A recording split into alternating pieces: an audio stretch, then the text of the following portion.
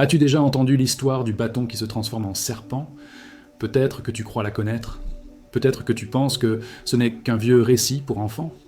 Mais aujourd'hui, tu vas découvrir la vérité que personne ne t'a jamais expliquée.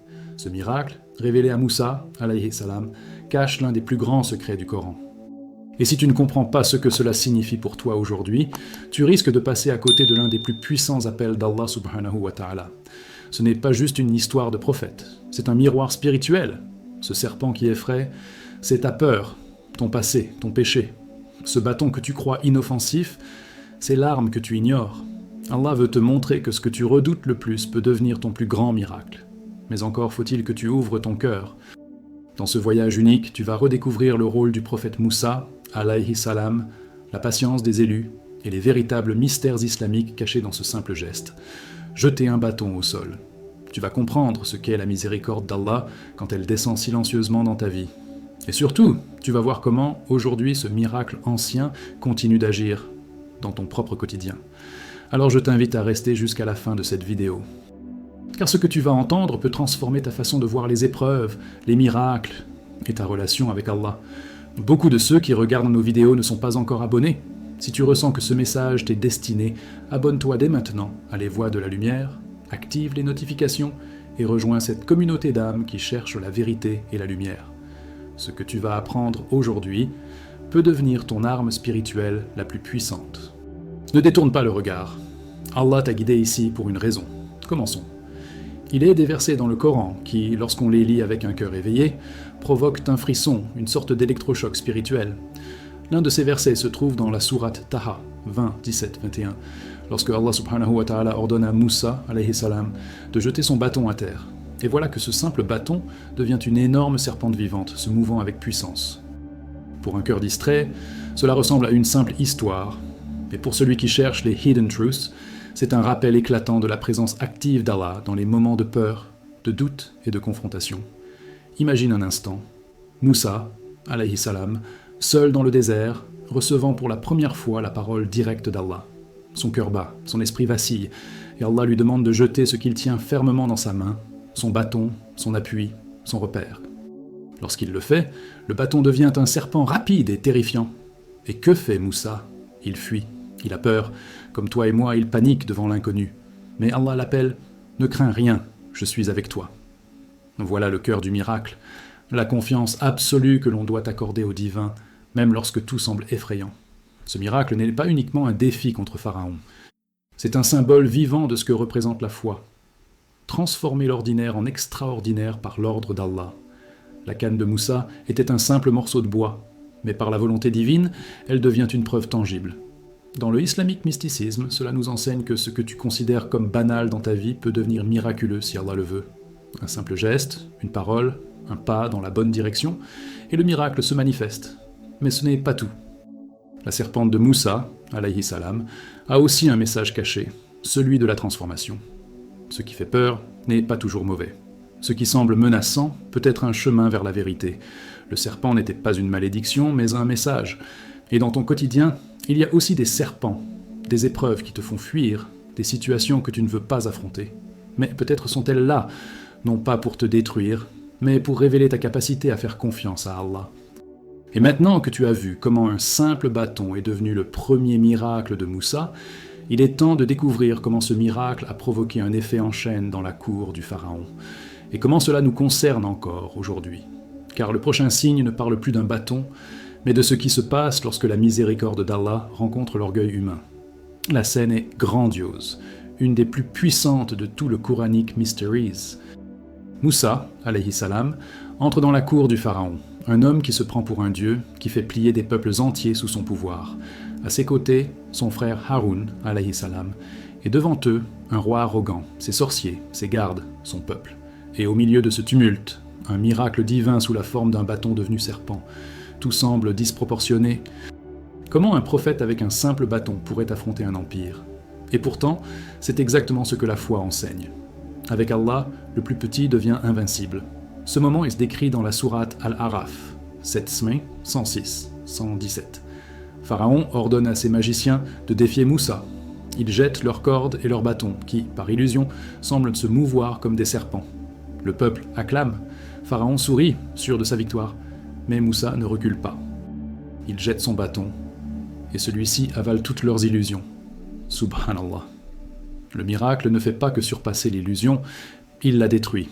Voilà le pouvoir de la vérité divine contre la tromperie humaine. Voilà ce qui se passe quand la spiritual awakening entre dans un cœur. Ce récit est plus qu'un conte, c'est un miroir, car Pharaon vit encore. Pas sous forme humaine, mais dans les cœurs qui rejettent la guidance, dans les âmes dominées par l'arrogance, dans les sociétés qui croient pouvoir tout contrôler. Et le miracle de Moussa, alayhi salam, c'est l'espoir éternel qu'Allah donne toujours un signe à ceux qui doutent, à ceux qui cherchent, à ceux qui osent défier l'oppression avec foi. Dans le Occult Knowledge in Islam, ce passage est interprété comme un rappel profond. Les miracles ne sont pas là pour épater, mais pour éveiller. Et souvent, celui qui rejette le miracle ne manque pas de preuves, mais de cœur. Pharaon a vu la vérité de ses yeux. Il a vu son royaume trembler, mais il a choisi la fierté au lieu de la prosternation. Combien de pharaons modernes choisissent encore aujourd'hui l'ego plutôt que la guidance? Et toi, si Allah mettait un signe devant toi, oserais-tu l'ignorer? Car le prochain miracle n'a pas eu lieu devant un roi, mais dans le désert, là où seul un cœur sincère peut entendre la voix divine. Et c'est là que la miséricorde commence vraiment à se manifester. Prêt à voir comment Rahma peut transformer un cœur brisé? Allons-y. Il y a un moment où les miracles ne sont pas bruyants, où ils ne se manifestent pas devant une foule, ni dans une bataille spirituelle contre les tyrans. Parfois, le plus grand des miracles est silencieux, intime, et ne concerne que toi et ton Créateur. C'est ce que vécut Moussa, alayhi salam, dans le désert, lorsqu'il erra seul après avoir quitté l'Égypte. Il n'avait ni armée, ni livre, ni mission claire à ce moment-là. Seulement lui, sa peur, ses regrets et sa foi.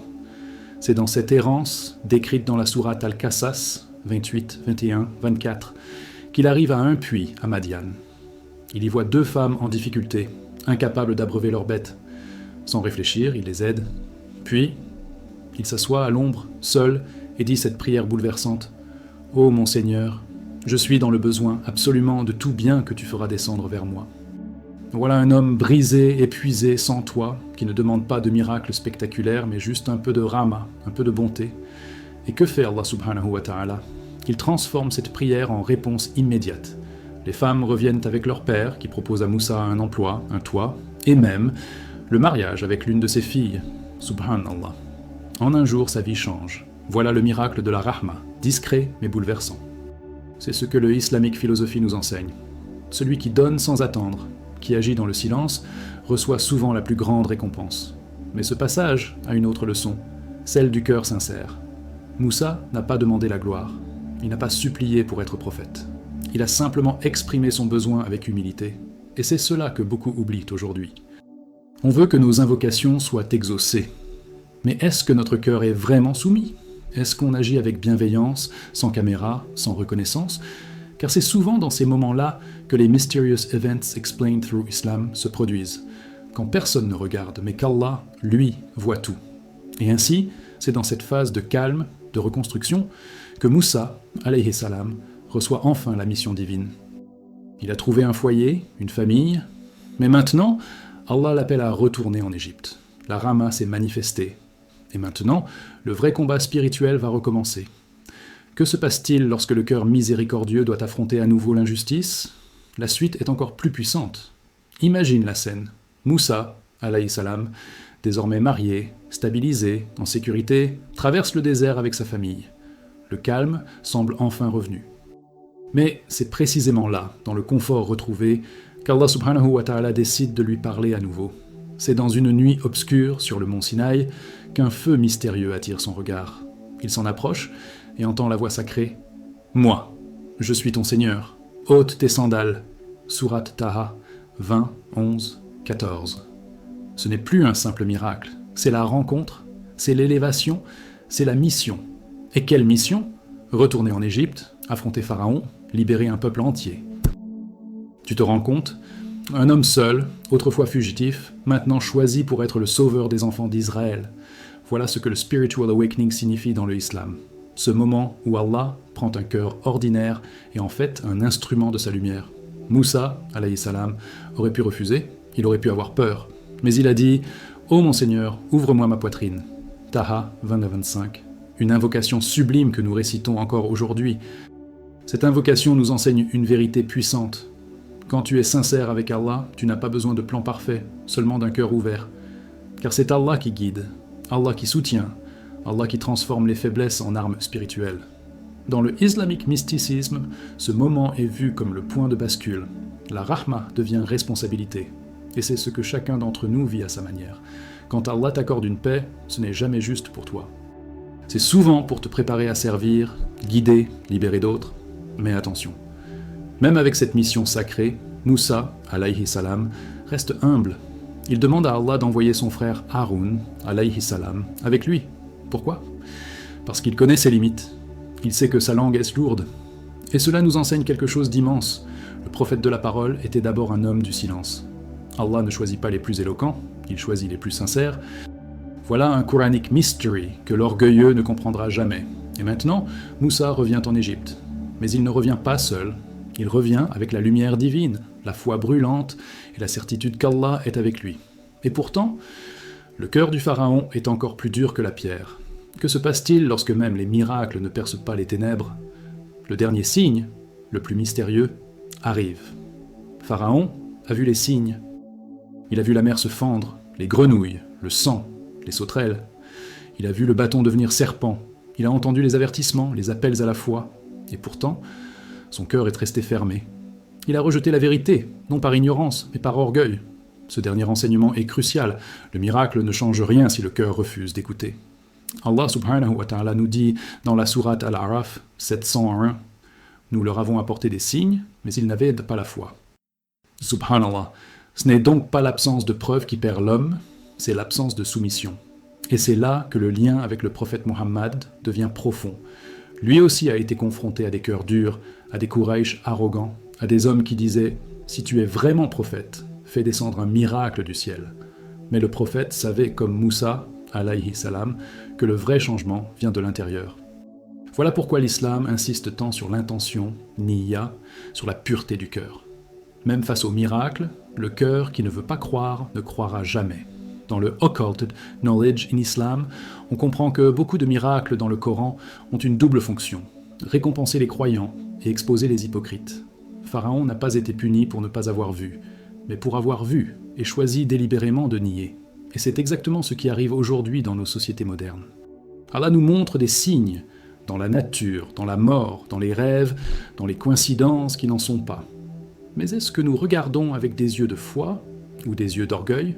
Et toi, mon frère, ma sœur, combien de fois Allah t'a-t-il montré un serpent devenu bâton ? Pas littéralement, mais symboliquement. Un moment où tu devais tomber, mais il t'a rattrapé. Une relation toxique brisée juste avant qu'elle ne te détruise. Une porte fermée qui a révélé une meilleure. Voilà tes miracles. Ne les minimise pas. Ce que Moussa, alayhi salam, a vécu, tu le vis à ta manière chaque jour, si ton cœur reste ouvert. Le dernier enseignement, c'est celui-ci. La rahma est offerte à tous, mais seuls les humbles la reçoivent. Allah ne regarde pas tes diplômes, ton apparence, ton statut. Il regarde ton cœur. Et si ce cœur tremble de foi, même face au serpent de la vie, alors Allah te donnera ta mission, ton miracle, ton sens. Le miracle du serpent n'était pas un spectacle, c'était un rappel. Seras-tu de ceux qui comprennent ? Car maintenant ce n'est plus Moussa, c'est toi qui portes le message. Et maintenant, dis-moi sincèrement, combien de miracles Allah t'a déjà montrés, mais tu n'as pas su les reconnaître ? Est-ce qu'il y a eu dans ta vie un moment où tu as eu peur et que finalement c'était une protection divine déguisée ? Si oui, partage ton expérience dans les commentaires. Parce que parfois, ton témoignage peut éclairer un autre cœur. Si ce message t'a touché, partage-le avec une sœur, un frère, quelqu'un qui traverse un désert et cherche un signe. Abonne-toi à les voix de la lumière et active les notifications pour ne jamais manquer ces rappels puissants qui réchauffent ton âme. Et surtout, regarde maintenant la vidéo qui s'affiche à l'écran. 5 signes invisibles qu'Allah t'envoie quand tu t'éloignes de lui. Ce que tu y découvriras pourrait bien te réveiller spirituellement. Je suis ton nom pour les voix de la lumière, et que ton bâton devienne lumière.